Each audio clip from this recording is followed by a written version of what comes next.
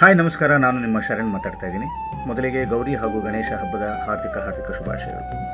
ಗೌರಿ ಗಣೇಶ ಹಬ್ಬ ತುಂಬ ವಿಜೃಂಭಣೆಯಿಂದ ಆಚರಿಸಲ್ಪಡುವಂಥ ಒಂದು ಹಬ್ಬ.